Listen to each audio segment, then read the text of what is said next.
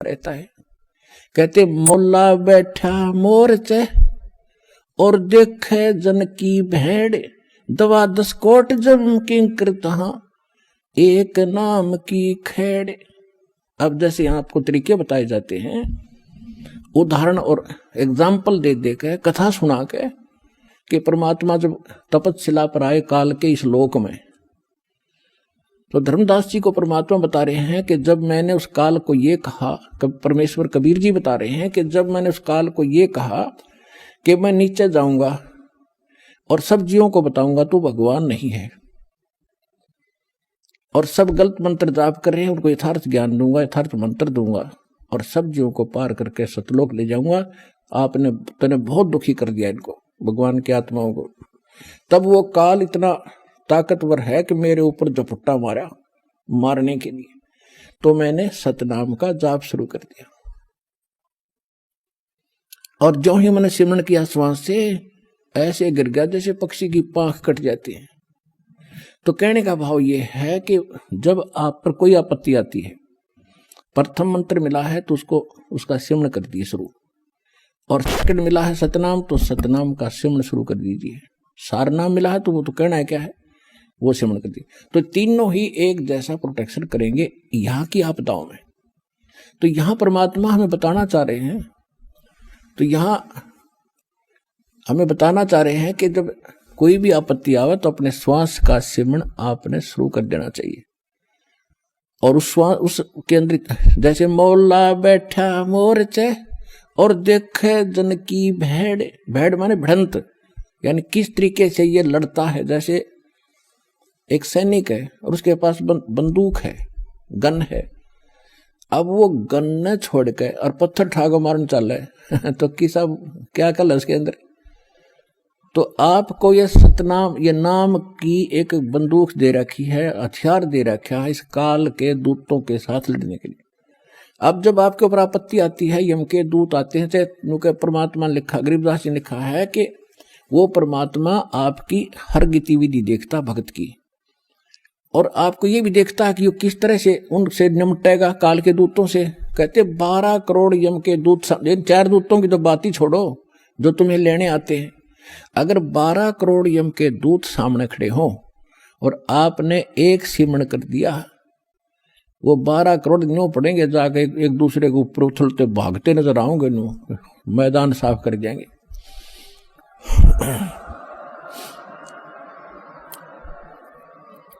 अब कहते हैं मौला बैठा मोरचे, मौला माने वो परमात्मा अपने स्थान पर देखा, और आप बैठे, मौला बैठा मोरचे देखे जन की भेड़। जो मोर्चे में भक्त बैठा है, यानी मोर्चा है हमारा हर काल का ही, उसके साथ हम लड़ रहे हैं, संघर्ष कर रहे हैं, भक्ति कर रहे हैं, सिमरन कर रहे हैं। और कहते हैं उस जैसे आपत्ति आती है उस समय अपना सिमरन शुरू करो दाता का, सब बातें भूल के। और वहां नो का हरी मां मर गया बचाइए तो कहेगा भगत है वो। तो परमात्मा ये देखता है कि वहां आप कैसे, कौन सा फार्मूला अपनाओगे, तो वो तरीके आपको यहां बताए जाते हैं। तो वहां एग्जाम होगा त्रिकुटी बजा का आपका। तो यहां परमात्मा कहते मौला बैठा मोरचा देखे जन की भेड़, आपकी लड़ाई देखता है, भिड़ंत देखता है, यो कैसे मुकाबला करता है। बंदूक धर के पत्थर ठाता है या बंदूक दिखावा है, तो फिर ज्यादा फर्क पड़ जाए, बंदूक दिखाते हैं। तो सिमरन स्वरूप नाम के सिमरन से संकट टलेंगे। और कहते हैं 12 कोट जम किंकर जहां, 12 दूत यम के दूत सारे के सारे आपके सामने आ जाओ, और एक नाम की खेड़, खेड़ माने टक्कर, नुमारा सब गिरता चल तगड़ा आदमी होता है। तो ऐसे वो मंत्र की इतनी जबरदस्त शक्ति है, क्योंकि ये ज्ञान जो बोला गया था सिंपल और अनएजुकेटेड व्यक्ति थे, उनको सिंपल लैंग्वेज में समझाना था। तो वो परमात्मा आपकी भिड़ंत यानी आपकी एक्सरसाइज देखता है कैसे कर रहा है। तो वो जैसे इस दास के साथ आप व्यवहार जैसे आप यहाँ डिमांड करते हो, तो धीरे धीरे देखो प्रथम बार को भक्त आता है उसको तो कंपलसरी है, वो तो मांग गएगा, और ये भगवान देगा ही देगा, इसके घर में कोई घाटा है कोई नहीं। ज्ञान इसलिए दिया जाता है कि तू क्या मांग रहा है उतना मांग ले जितनी तुझे जरूरत है, और बाकी भगवान पर छोड़, उसने क्या पता नहीं मेरे बच्चे को क्या आगे आवश्यकता है। आगे तैयार खड़ा पाओगा आपका, आपसे पहले खड़ा मिलेगा, इसको किस चीज की आवश्यकता है। पति भरता जमी पर जो जो धर पाओ, समर्थ झाड़ू देत है ना काटा लग जाए। तो आप उसके हो गए तो फिर आपके जीवन रूपी सफर में झाड़ू लेकर, कहते हैं मैं उसका दास हूं। दास किसे कहते हैं? गुलाम को। भगवान दास भी पीछे रह जाए लेकिन भगवान आपकी पुकार से सुनते ही आगे खड़ा पाओगा, और उसको पहले भी खड़ा पाएगा कि मेरा बच्चा आ रहा है, और साफ कर दूं कि देश के कर्म के कांटे ना चुभ जा। तो इतना आपने इस मालिक में समर्पित होना पड़ेगा पतिव्रता की तरह, तब लाभ होगा।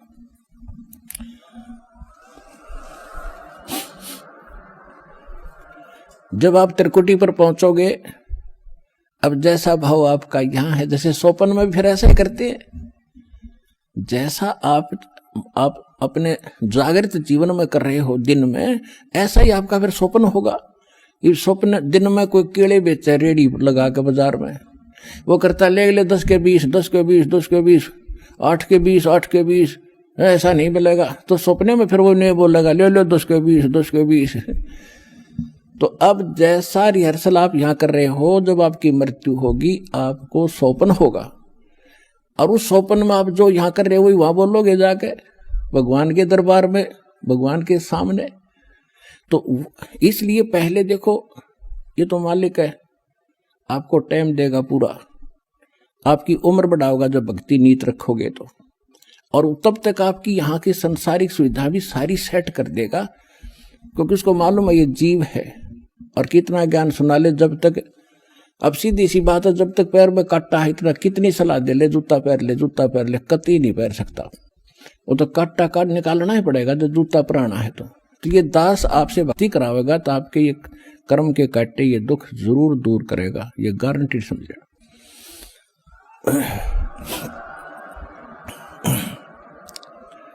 तो उसके लिए आपको धैर्य रखना पड़ेगा। धीरे धीरे रे मना धीरे सब कुछ हो, और माली सींचे 100 घड़ा ऋतुआएं फलो। फिर गुरु मानुष कर जानते, गुरु बिन माल, गुरु मानुष कर जानते ते नर कहीं है अंध, ओ है दुखी संसार में फिर आगे काल के फंद। परमात्मा आपको त्रिकुटी में मिलेंगे, वहां जाते आप समर्पित हो, जैसे दंडवत करोगे तो देखोगे मुंह की तरफ, और परमात्मा जिधर जाएंगे आप पीछे पीछे वहीं भाग लोगे, वहीं साथ जाओगे। तो वहां आपको धर्मराज के दरबार में ले जाया जाएगा, गेल जाएंगे दत्ता साथ में इस दास के रूप में। भाई कर ले गुरु वकील मुकदमा भारी है। परमात्मा सब तरह की सलाह देते हैं कि गुरु आपके एज एडवोकेट का भी काम करेगा उस धर्मराज या न्यायाधीश के दरबार में, जो यहाँ का चीफ जस्टिस है 21 ब्रह्मांड का, एक ब्रह्मांड का। तो वहां साथ जाएंगे दास के रूप में परमात्मा, और उनको कहेंगे कि सर निकालो गीता अध्याय नंबर 18 के श्लोक नंबर 66 को। ये विधान है भगवान का, सर्वधर्मान परित्यज माम एकम शरणम व्रज अहम तवा सर्व पापे भय मोक्षामि मा शुच। वो किताब खुल जाएगी गीता वहीं पर कि इस तेरे भगवान की बोली हुई है ये, इस ब्रह्म की। और देखो ये क्या कहता है कि मेरे सत्र के सब पूजा मुझे दे दो और फिर तुम जाओ, अब जी छोड़ो इसको। ये ओम नाम का जाप जो सतनाम में जो सेकंड मंत्र जो आपको दिया जाता है, उसमें प्रथम जो मंत्र है सतनाम 2 अक्षर का है, जो पहला अक्षर का मंत्र है ये ब्रह्म का है ओम।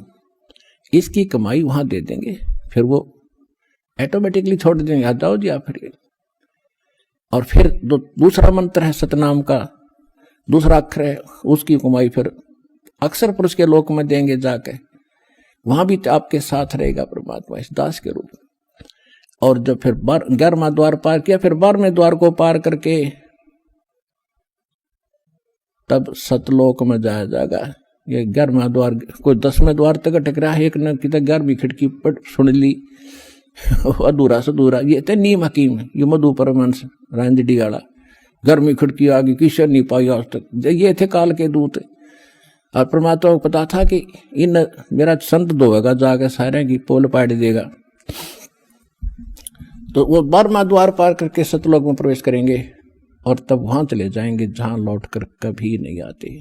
तो परमात्मा की भक्ति और साथ में गुरु का यूं सहयोग आपको सदा बनाए रखना पड़ेगा। गुरु को सिर पर राखियो, गुरु सौंप्या सिर सौंप्या गुरुदेव को, सफल हुआ ये शीस नित्यानंद इस शीस पर आप बसे जगदीश। कोटि जीव कोटि शीस तन दे लिए, जमराजा की फेंट एक शीस दे के देख ले, सतगुरु अपने की भेंट। कहते इस काल को तने असंख्य शीस दे दिए, कित बेमौत मारा तेरे को, और एक शीस गुरु को देकर देख सतगुरु को। शीस देने का मतलब ये नहीं काट कर देना। एक गुरु शिष्य थे और गुरु उनको पढ़ा करते थे, बेटा गुरु की आज्ञा का पालन होना चाहिए, गुरु को भगवान के तुल्य मानना चाहिए। एक दिन उस गुरु ने परीक्षा लेनी चाहिए और कहा कि भाई आज मैं आपसे एक आदेश करता हूं। 5-7 भगत थे गुरु चेले, तो सब चेले कहने लगे जो आदेश हो गुरुदेव, कि भी मेरे सिर में 5-5 जूते मारो। अब 5 के 5 सुन हो गए। तो फिर वो याद दिलाते हैं कि गुरु की आज्ञा का जो पालन नहीं करते वो शिष्य फेल होते हैं। भाई देख लो, और तो उठे नहीं, एक खड़ा हुआ, अपना जूता निकाला, गुरुजी के चरणों में बैठ के अपने सिर में मारे 5 पट्टा पट। गुरुजी बोला भाई डांडी मत मारे, तेरे सिर में नहीं मेरे सिर में कहा था मैंने, मेरे मारे। तो उस विवेकशील चेले ने कहा जी ये दास का शीश भी तो आपका ही है। तो कहने का भाव ये, आपने ऐसे समर्पित और विवेक से होना पड़ेगा, तब गुरु बिना आपका मोक्ष नहीं। और गुरु आपको मिल गया, आप कल्याण कराओ, अपने परिवार को लाओ, और जहां तक संभव हो सके इस ज्ञान को फैलाओ। बहुत बड़ा परोपकार होगा आपको, विश्व का कल्याण होगा। बोलो सतगुरुदेव।